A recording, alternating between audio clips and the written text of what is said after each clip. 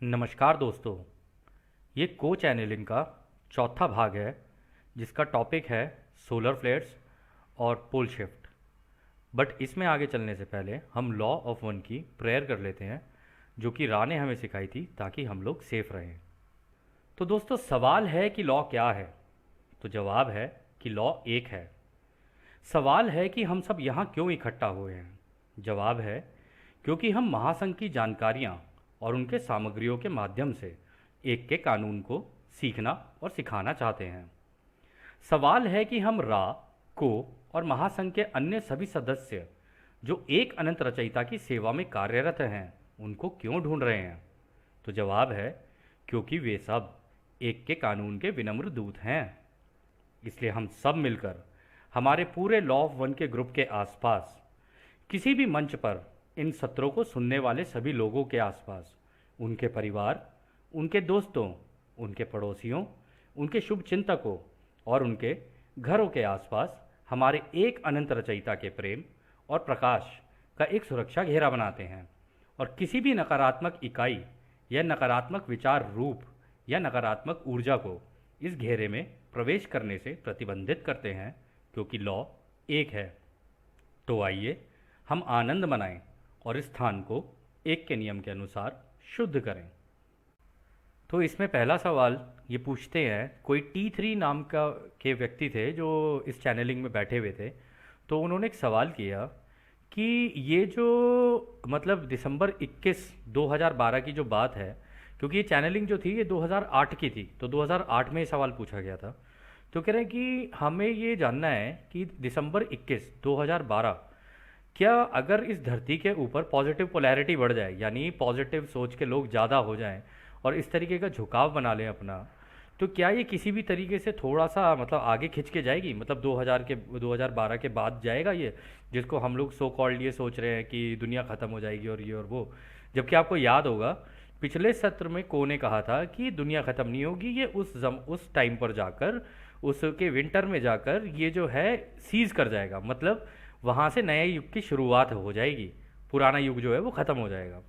तो फिर भी उन्होंने यहाँ पर पूछ लिया कि क्या ये किसी तरीके से आगे जाएगा, आगे इससे बढ़ सकता है इस टाइमलाइन से, और अगर बढ़ेगा तो क्या इसका जो मतलब बढ़ाव होगा वो ऐसा होगा कि बहुत ही छोटा मामूली सा और पता भी न चले।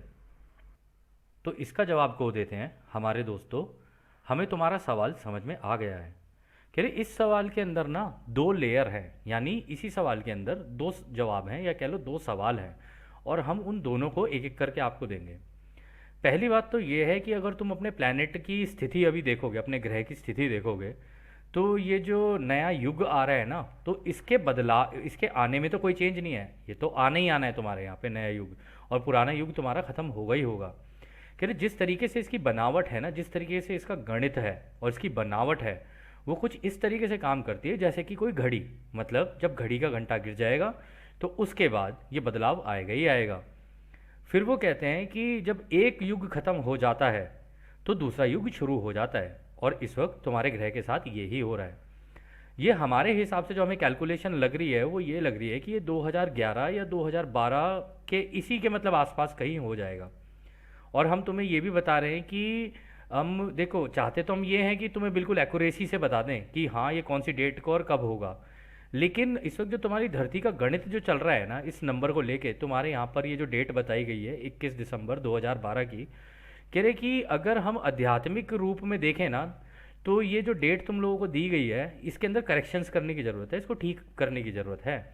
ये अब 21 दिसंबर 2012 में नहीं हो रही है, बल्कि उससे पहले ही हो रही है। हमें दिख ऐसा रहा है कि उससे पहले ही शायद ये हो रही है, क्योंकि ये तुम्हारी धरती की जो गणित है, ये धरती अपने हिसाब से अपने आप को लेकर आगे चल रही है इस वक्त, क्योंकि धरती के पास भी दोस्तों उसकी अपनी फ्री विल है, ऐसी बात नहीं है।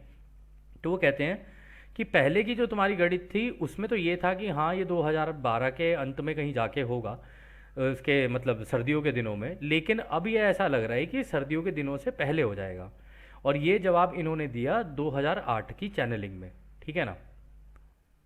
फिर उसमें वो ये कहते हैं कि इसी के जो दूसरा जवाब था वो ये है कि ये जो तुम्हारा ग्रह है ना, यहाँ पर एक्चुअली में हार्वेस्ट शुरू हो चुकी है, ठीक है ना।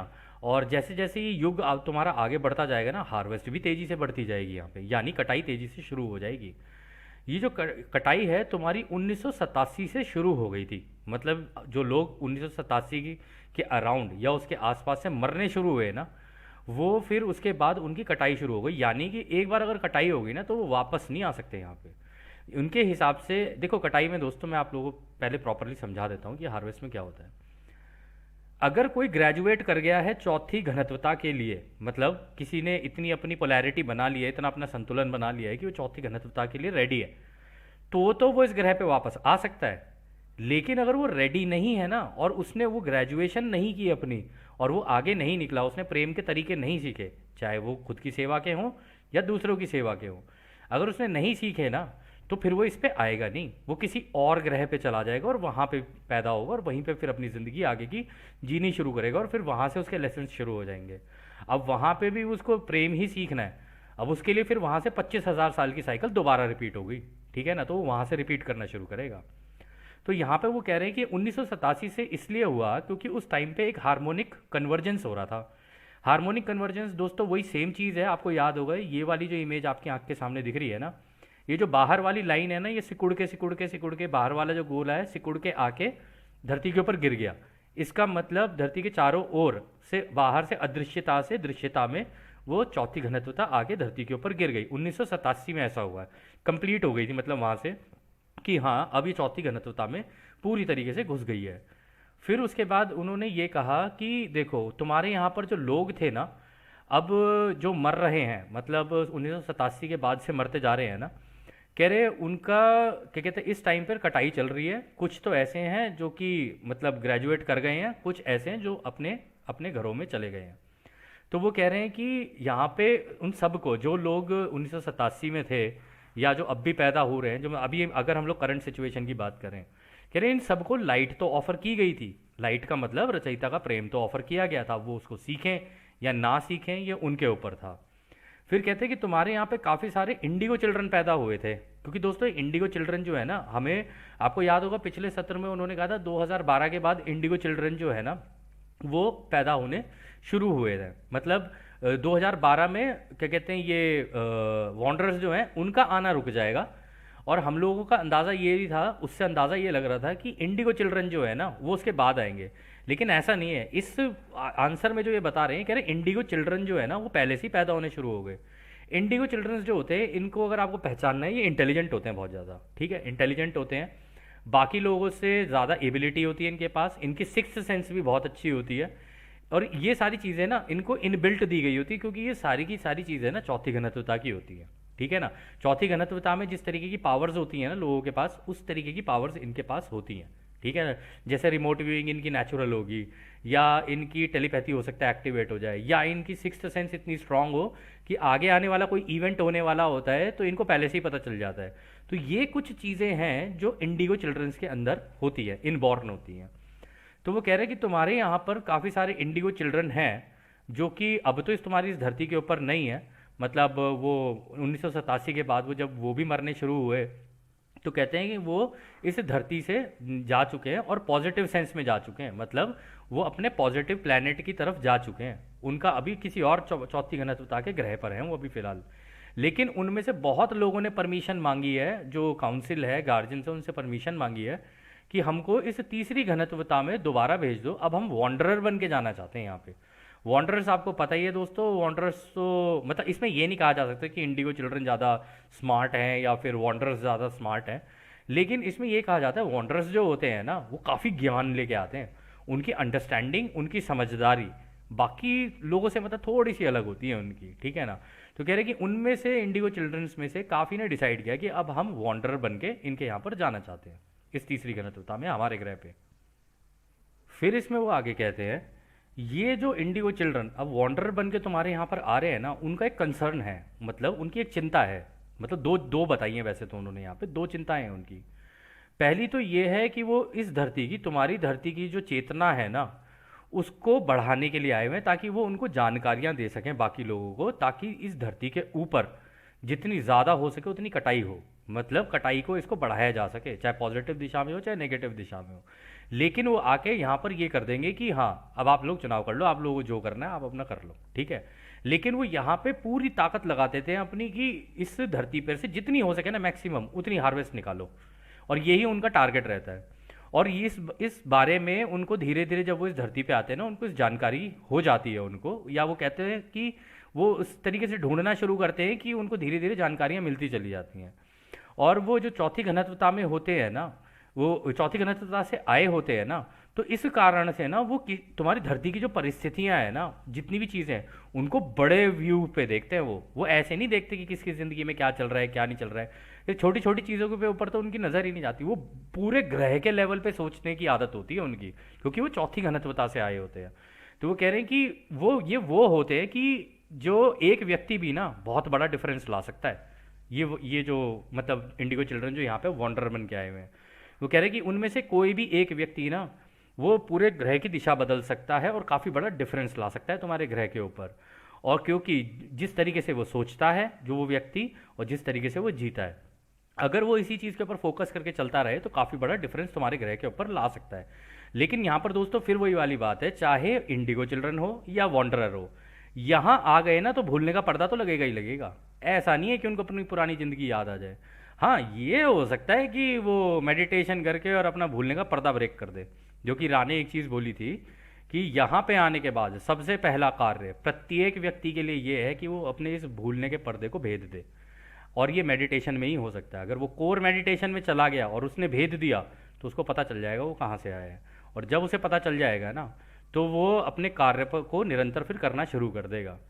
तो फिर आगे इसमें भी, और वो ये भी बोलते हैं कि एक तो पहला कंसर्न उनका ये है कि तो वो तुम्हारे ग्रह की चेतना को बढ़ाना चाहते हैं ताकि लोगों को जानकारियाँ दे सकें। दूसरा उनका ये होता है कि उन्होंने जो चौथी घनत्वता होती है ना, वो अपनी चौथी घनत्वता को ही त्याग देते हैं इस कारण से, ठीक है ना। और वो इसलिए आते हैं यहाँ पे क्योंकि उनको लगता है कि भाई ये है spiritual boot camp. Boot camp वो होता है जहाँ पे जैसे आर्मी में होती है ना, आर्मी में नया नया रिक्रूट होता है तो वहाँ पर बूट कैंप होता है। वो शुरुआत में वो बड़े दुख दर्द तकलीफ से निकलेंगे, लेकिन बाद में जाके वो एक अच्छे आर्मी ऑफिसर बनते हैं। कहते हैं ये आध्यात्मिक बूट कैंप है उनके लिए, ये जगह जो तुम्हारी धरती है, क्योंकि उनको पता है कि भाई यहाँ पर तो कीचड़ में उतरना ही पड़ेगा, ये ऐसे काम होगा नहीं। अब बैठे बैठे अगर सोचते रहे फिर तो हो गया काम यहाँ पे। उनकी आदत ये होती है, ये जो मतलब यहाँ पे वॉन्डर बन के आए हैं तुम्हारे इंडिगो चिल्ड्रन, कह रहे जहाँ उन्हें डिसहारमनी दिखेगी ना, जहाँ उन्हें आपस में लड़ाई मारधाड़ भेदभाव और ये सारी चीज़ें दिखेंगी ना, कहते हैं वहाँ पे उन लोगों के बीच में वो प्रेम प्यार वो सब लाने की कोशिश करते हैं। ये उनकी आदत होती है, कोशिश तो कर रहे होते हैं वो, लेकिन अब सफल हो पाते हैं नहीं हो पाते हैं वो कुछ पता नहीं उसका। फिर वो आगे कहते हैं कि जहाँ डर होता है ना वहाँ वो प्रेम बिखेर देते हैं। वो उनको बताते हैं दूसरों को कि भाई डर और प्रेम इन दोनों को समझने की कोशिश करो। जहाँ डर से तुम्हें एक दिशा के अंदर दौड़ाया जा सकता है, लेकिन प्रेम एक ऐसी चीज़ है कि जिसमें तुम अपनी इच्छा से जाते हो, ठीक है ना। और फिर इसमें आगे वो कहते हैं जहाँ उन्हें जजमेंट दिखती है ना, वो सामने वाले को सहानुभूति देते हैं, क्योंकि उनको पता रहता है कि देखो ये इसको अभी तक नहीं पता है कि यह माया जाल है। इसमें जो भी तुम्हें दिख रहा है, जो भी चीज़ें हो रही है ना मेरे भाई, वो जजमेंट है जो तुम कर रहे हो ना, वो केवल एक ही कारण से कर रहे हो कि तुम्हें क्या अच्छा लग रहा है और क्या अच्छा नहीं लग रहा है। जैसे राह ने सिखाया था, उन्होंने ये कहा था कि तुम्हारे यहाँ पर ये जो भेदभाव और ये सारी चीज़ें ना, उसका जो मेन कारण है ना वो बस यही है कि तुम्हें क्या अच्छा लग रहा है और क्या अच्छा नहीं लग रहा है। सामने वाले की कोई चीज़ हो सकता है तुम्हें अच्छी ना लगे, तो इसलिए तुम्हें अच्छा नहीं लग रहा है, लेकिन उसके नज़रिए से देखोगे उसके हिसाब से तो वो ठीक है। तो फिर ऐसे में तुम जजमेंट क्या कर सकते हो, इसके अंदर तो कोई जजमेंट होनी नहीं चाहिए ना। ठीक है, जिसको जो करना है अपना कर लेने दो। तुम कौन होते हो किसी को डिसाइड करने वाले कि कौन क्या करेगा क्या नहीं करेगा। तुम अपने ऊपर फोकस करो, तुम्हारी खुद की जर्नी यहाँ पर है, उसके उसके ऊपर आगे निकलो ना। तो जहाँ पर भी वो इस तरीके की जजमेंट देख रहे होते हैं ना किसी भी चीज़ के अंदर, उसकी दिल के अंदर घुसते हैं वो कि भाई यहाँ पे ये प्रॉब्लम आ रही है तो क्यों आ रही है। और फिर उसके बाद जहाँ वो देखते हैं ना कि ओहो ये तो फंस गए सारे माया जाल में, फिर उनसे उनको सहानुभूति रहती है कि ओहो ये फंस तो गए माया जाल में और इनको निकालना भी है। और निकाल भी नहीं सकता वो व्यक्ति, ऐसा नहीं है कि वो कोई उनको निकाल लेगा। वो इतना ज़रूर कर सकता है कि हाँ उनको बता दे कि भाई दोस्तों ये है चीज़, अब आपको करना है नहीं करना है। सॉरी दोस्तों, पीछे से बार बार ये आवाज़ आ रही होगी धूम धड़ाके की, तो बच्चे पटाखे फोड़ रहे हैं तो कोई बात नहीं। तो वो कह रहे हैं कि यहाँ पे वो उन दूसरों से सहानुभूति रखते हैं कि कोई नहीं आज नहीं कल सीख जाएगा इतनी जल्दी। और इन लोगों के अंदर पेशेंस भी बहुत मिलेगा आपको, ये ज़रूरी होता है इस कार्य को करने के लिए ना। अगर आपके अंदर पेशेंस नहीं है ना तो आप इस कार्य को नहीं कर पाओगे। फिर इसमें खैर वो आगे कहते हैं कि इसके अलावा भी उनका एक मोटिव होता है और जो बहुत ताकतवर होता है। मोटिव का मतलब हो गया उनकी इच्छा होती है, या कह लो कि उनका एक इरादा होता है जो बड़ा ताकतवर होता है। वो इसलिए तुम्हारी धरती के ऊपर वापस आ जाते हैं अपनी। सोचो दोस्तों, हाथ में चौथी घनत्वता है, कोई छोड़ दे कि लेकिन नहीं, मैं चौथी घनत्वता बाद में देख लूंगा, लेकिन पहले यहाँ पर आके देख ले हम लोग, यहाँ पे बड़ी दिक्कतें पड़ रही हैं इस ग्रह के ऊपर।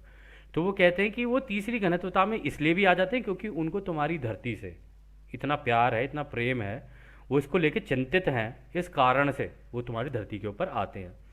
यहाँ पर काफ़ी पश्चाताप की ज़रूरत होती है तुम्हारे ग्रह के ऊपर। तो इनमें से कई लोग तुम्हें ऐसे कार्य करते हुए मिलेंगे जो कि जैसे पेड़ उगा दिए, ठीक है ना, पेड़ उगाने में लग गए, या कूड़ा करकट है, वेस्ट है, उसको क्लीन करने में लग गए वो लोग। आजकल आपने देखे होंगे नए नए जो बच्चे आए हैं, उनके अंदर बड़ी, आप लोगों को ये चेतना दिखेगी उनके अंदर। कई कई बच्चे हैं उनके अंदर दिखेगी, उन्हें अच्छा नहीं लगता जब पेड़ काटे जाते हैं, तो पेड़ उगाने का काम शुरू कर देते हैं। जहाँ कूड़ा करकट हो रहा होता है वहाँ पर वो कहते हैं कि देखो यार कूड़ा करकट कर रखा है, जैसे समुद्र के पास हो गया, शहरों में हो गया, इवन गांव में भी अगर आप चले जाओ वहाँ पर भी कोई कूड़ा करकट करता है तो उनको अच्छा नहीं लगता। वो उठा के इसको, वो ये चिंता नहीं करते कि हम अच्छे दिखेंगे क्या दिखेंगे, वो उठा के उसको कूड़े को साइड में रख देंगे जहाँ पे कूड़ेदान होगा।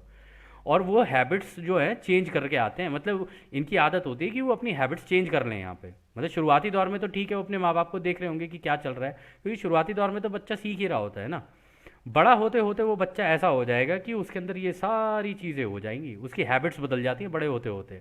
बचपन में वो कितना भी बदमाश हो, कैसा भी हो, कितना भी नालायक हो, कुछ भी हो, लेकिन बड़ा हो गए वो बिल्कुल ठीक हो जाता है। ऐसे बच्चे, वो कहते हैं कि वो इसलिए करते हैं क्योंकि वो चाहते हैं कि जो धरती है ना, इस पर लोग ना रहें नहीं, इसके साथ रहें।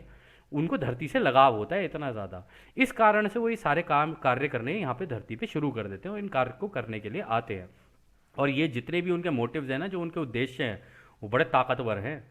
और इसी के कारण वो जो दूसरे वॉन्डरर्स हैं ना, वो भी इनका साथ देने के लिए यहाँ पे उतर आते हैं। कहते हैं जब तुम लोग जा ही रहे हो तो हम भी आ जाते हैं तुम्हारे साथ। जहाँ जहाँ एक से दो भले, दो से तीन भले, तीन से चार भले, वहाँ पे लॉ ऑफ स्क्वायर लग जाती है, सारे लाइन में खड़े हो जाते हैं कि भाई तुम जा रहे हो, चलो मैं भी चल रहा हूँ तुम्हारे साथ, तुम जा रहे हो, चलो मैं भी चल रहा हूँ तुम्हारे साथ। तो ये इनके साथ रहता ही रहता है। और ऐसी बात नहीं दोस्तों केवल हमारी धरती की बात हो, इस पूरे ब्रह्मांड में ना 90% जो सभ्यताएं हैं वो दूसरों की सेवा में, 10% ही हैं जिन्होंने इस तरीके का जहर पूरे ब्रह्मांड में घोल रखा है, ठीक है ना। क्योंकि आपको याद होगा रा ने एक चीज़ बोला था कि ये जो है इनकी इच्छा है ब्रह्मांड जीतने की, यानी रचयिता के दिमाग पर जीत हासिल करने की। लेकिन ये 90% होते हैं ना, तो इसलिए एक दूसरे का साथ इतने प्रेम से ये लोग देते हैं ना कि तुम जा रहे हो तो मैं भी चलूंगा, तुम जा रहे हो तो मैं भी चलूंगा। और ऐसा नहीं है कि कोई ऐसे ही उठ के आ जाएगा, परमिशन लेनी पड़ती है इसके लिए। इसके लिए गार्जियंस काउंसिल उनसे परमिशन लेंगे कि हम आपके ग्रह पे यहाँ पे पैदा हो सकते हैं इस कार्य को करने के लिए। क्योंकि उनको पता है कि अगर वो यहाँ पे कार्य करेंगे ना, उनकी ग्रेड यहाँ तेजी से बनेगी।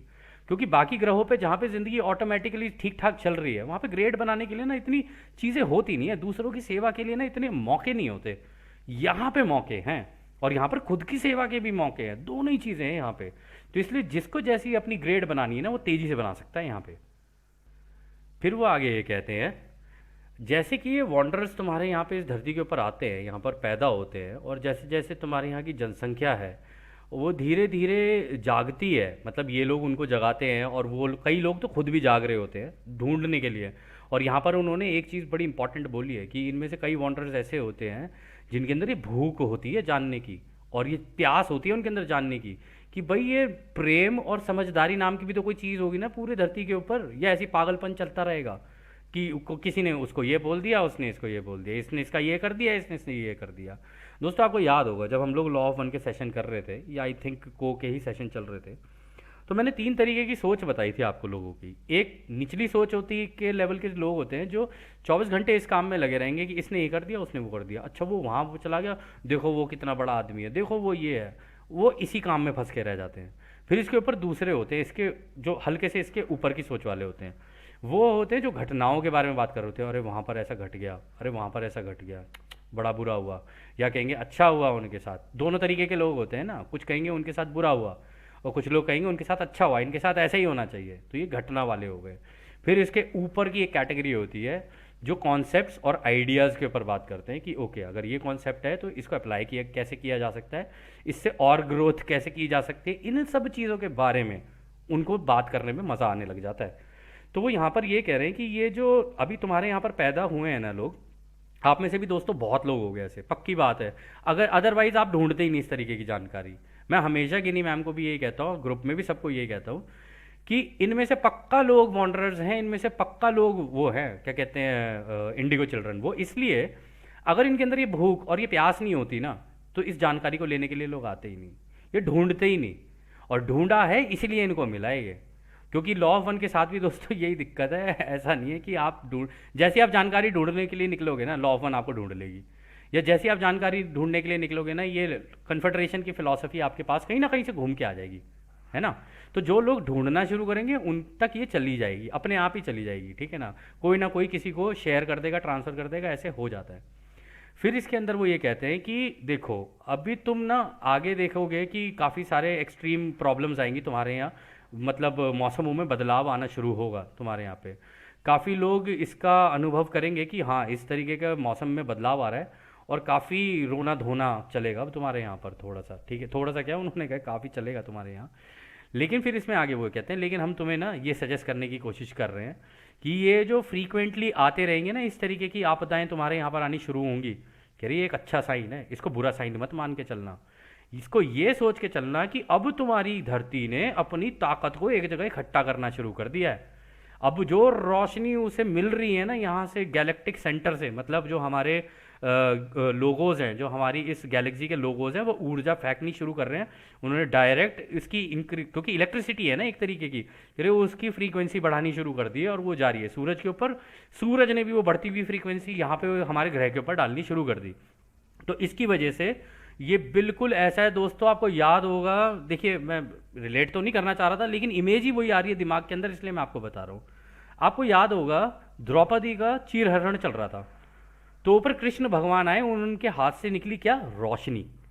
रोशनी चलती गई चलती गई चलती गई, उसका चीरहरण हो रहा है, लेकिन साड़ी नहीं उतरने दी उन्होंने। वो हुआ क्या, चल क्या रहा है इसके अंदर। अगर इसको बड़े पैमाने पे, ब्रह्मांड के पैमाने पे देखा जाए ना, तो ये बिल्कुल वही है कि लोगों से रोशनी चलनी शुरू हुई, सूरज के पास गई, सूरज ने अपनी रोशनी देनी शुरू कर दी। ये आध्यात्मिक रूप से समझने के लिए मैं आप लोगों को ये सारी चीज़ें बताता हूँ, क्योंकि जब मैं ये सेशंस दे रहा होता हूँ ना, तो मेरे दिमाग में इसी तरीके की चीज़ें चल रही होती, जो मैंने बचपन से सीखी होती हैं, ठीक है ना। तो अगर आप में से किसी को ये अच्छी ना लगे, तो इसके लिए मैं आप लोगों से थोड़ी सी माफ़ी चाहूँगा।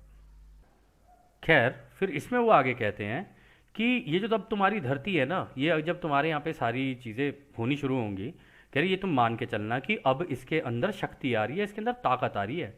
और ये जो ताकत है ना, अब ये जितना भी एग्रेसिव और हॉस्टाइल एनर्जी जो इसके ऊपर लगाई गई है ना, जो इसके ऊपर वो इसको प्रताड़ित किया गया, इसके ऊपर गुस्सा निकाला गया, और जो इसको बंधक बना के रखा गया, कह रहे अब ये उस ऊर्जा को निकालना शुरू करेगी। और ये जो है ना, ये ऐसा नहीं है कि इसके ऊपर अभी हुआ है, कह रहे ये तुम्हारे सालों सालों हजारों सालों से इस चीज़ को झेलती भी आई है। और ये ऐसा एक बार में नहीं हुआ है, वो कह रहे हैं स्टेजेस में हुआ इसके साथ, धीरे धीरे हुआ, ना कि एक ही बार में इस तरीके का उसके साथ हुआ हो। जब इतने हजारों सालों से इसके साथ ये होता हुआ है ना, अब इसका वक्त है कि अब ये अब उस ऊर्जा को निकालना शुरू करेगी।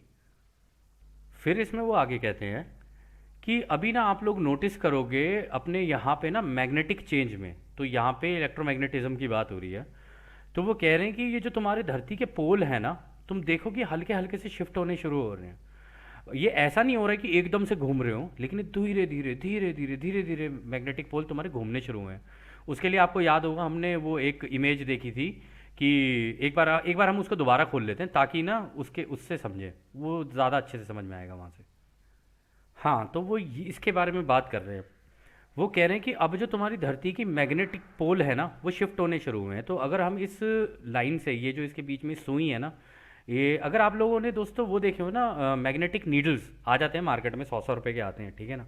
अगर कभी आपको चेक करना हो अपने घर के अंदर कि मेरे घर के अंदर कौन सा पोल कहाँ पर है, हालांकि फ़ोन्स में भी ऐसी ऐप आने लगी हैं, लेकिन उसका ना इतना मेरे को इफेक्टिव लगती नहीं है वो, तो करीब 100 रुपये की आ जाती है शायद वो।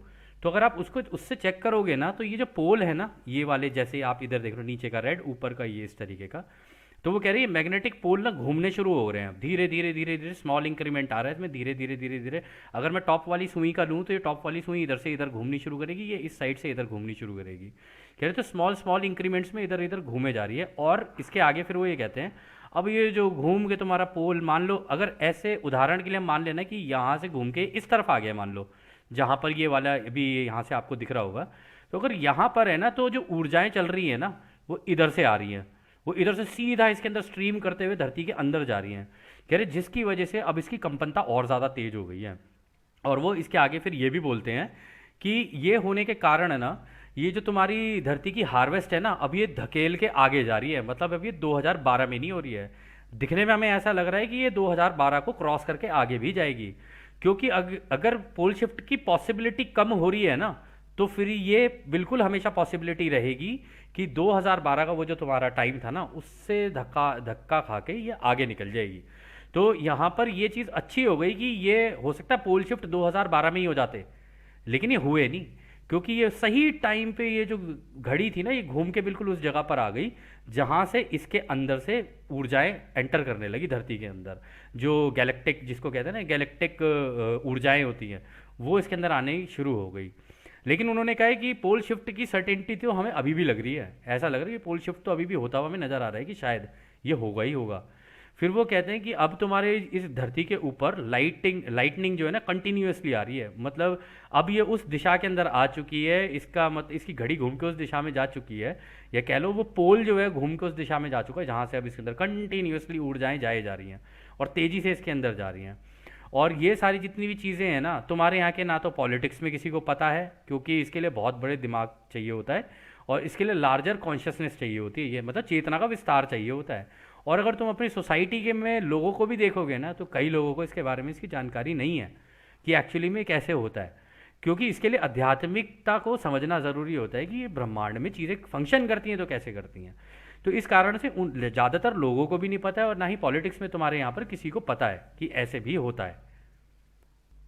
फिर उसमें वो एक चीज़ कहते हैं, हालांकि हम तुम लोगों को एक चीज़ बताना चाहेंगे कि अगर इस समय पे तुम्हारे यहाँ के लोग अपना, मतलब ये जो तुम्हारे टीवी में न्यूज़ और ये सारी चीज़ें चलती हैं ना, अगर इससे अपना ध्यान हटा लेना, और क्यों वो इसलिए इस कारण से उन्होंने बोला, वो कह रहे हैं यहाँ पे, क्योंकि तुम्हारा टीवी और तुम्हारी जितनी भी चीज़ें हैं ना, तुम ज़्यादातर देखोगे ये उनके बारे में बात करती रहती हैं जो लोग पावर में बैठे हुए हैं। कहते हैं उनके बारे में बात करती रहेंगी जिन लोगों ने यहाँ पर इस धरती के ऊपर डिस्ट्रक्शन कर रखा है, ठीक है ना। जो कि क्या कहते हैं, तुम्हारे किसी के घर के बाहर हो रही है डिस्ट्रक्शन, आप न्यूज़ खोल के देखो आपको नेगेटिव ही मिलेंगी सारी चीज़ें। केवल ये बात नहीं है कि जो लोग पावर में हैं उनके बारे में बात हो रही है, बात ये है कि जब टीवी खोलो तभी कुछ ना कुछ दिक्कत, जब टीवी खोलो आज इसके साथ ये हो गया, आज उसके साथ वो हो गया। सबसे निचले लेवल की जो सोच है उसी के अंदर ही फंस के रह जाता है इंसान। और ये कहीं आप देखोगे, कहीं किसी दोस्त के यहाँ पे कुछ हो रहा है, कहीं किसी आस पड़ोसी देश में कुछ हो रहा है, या पड़ोस के राज्य में कुछ हो गया, या तुम्हारे लोकल में क्या हो रहा है, कहते तो इंसान बस उन्हीं चीज़ों के अंदर फंसा रहता है। यहाँ पे आगे वो कहते हैं, देखो हम तुम्हें ये सजेस्ट करेंगे कि अगर तुम अपना ध्यान इस टीवी से हटा लो ना, और बस अपने आसपास के लोगों के आसपास देखो, उनके साथ रहो, उनके साथ देखो, तो तुम देखोगे काफ़ी अच्छी घटनाएं भी तो घट रही हैं तुम लोगों के आसपास, उसको भी तो देख सकते हो। कहते कि तुम उसके अंदर पाओगे कि लोग एक दूसरे की केयर करते हैं, एक दूसरे को प्रेम करते हैं, और एक दूसरे की तरफ दयालु हैं, और एक दूसरे की के लिए सहानुभूति रखते हैं। तुम ढूंढोगे तो तुम्हें वहाँ मिल जाएगी वो चीज़। कहते तुम टीवी खोल के देखोगे, तुम्हारे 24 घंटे दिमाग में यही चलता रहेगा। और दोस्तों बात टीवी की नहीं है, टीवी हो गया, न्यूज़पेपर हो गया, और अब तो फ़ोन ने भी ये मतलब हालत ख़राब कर रखी है। ऊपर से जब से व्हाट्सएप आया तो पूछो ही मत, जिसे देखो कुछ भी आता है उठा के बस फॉरवर्ड कर देता है, वो चिन्ना चेक करेगा। उन्हें नहीं पता पीछे एआई बॉट्स भी हैं, एआई बॉट्स भी कुछ कर सकते हैं, उन्हें टेक्नोलॉजी के बारे में नहीं पता है, ठीक है। तो इस कारण से वो हर जो उनके सामने जानकारी आती है उसको सच मान के बैठ जाते हैं वो लोग, ठीक है ना।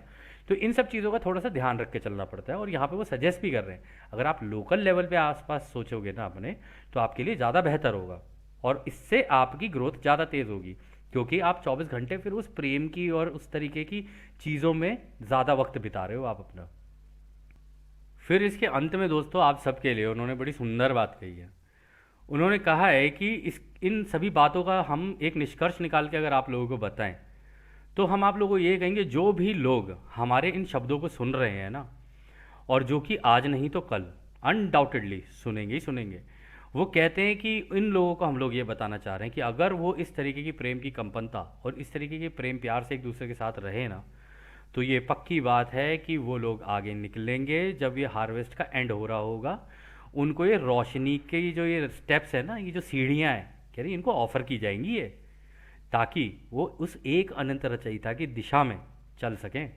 और हार्वेस्ट का जब टाइम आएगा तो ये सीढ़ियाँ उनके लिए खोल दी जाएंगी और वो लोग इस दिशा के अंदर जा सकते हैं और अपनी आगे की जर्नी, अपनी निरंतरता में और अपनी विकास में हमेशा आगे ही निकलते जाएंगे।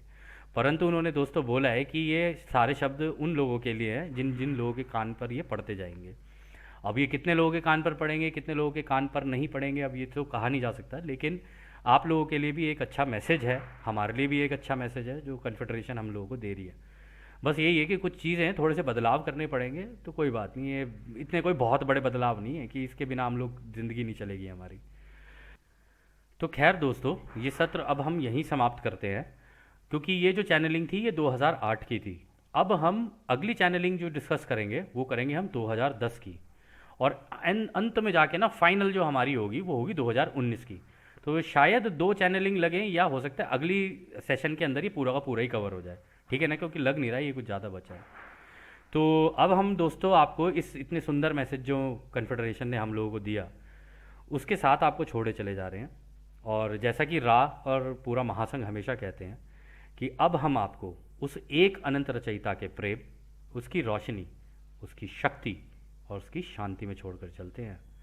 आदने हमारे दोस्तों, आदने वासु। धन्यवाद।